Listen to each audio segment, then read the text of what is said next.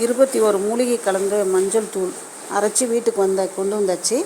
அதில் வந்து வெட்டி வேர் வந்து பஞ்சு மாதிரி அந்த மாவில் தெரியுது.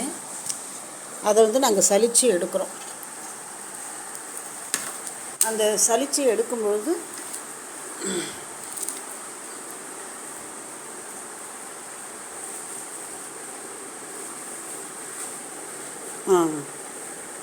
அந்த மஞ்சள் தூளை வந்து சலித்து எடுக்கிறோம். அந்த சலித்து எடுக்கிறது வந்து இந்த மாதிரி சக்கை மாதிரி அந்த வெட்டி வேர் தெரியுது.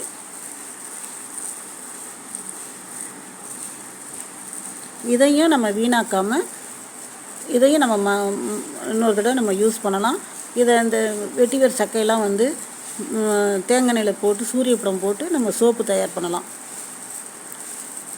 இந்த மாதிரி கீழே துணியில் இறஞ்சிருக்க அந்த தூளெல்லாம் நம்ம வந்து குளிக்கிறதுக்கு பக்கெட் தண்ணியில் போட்டு குளிக்கலாம்.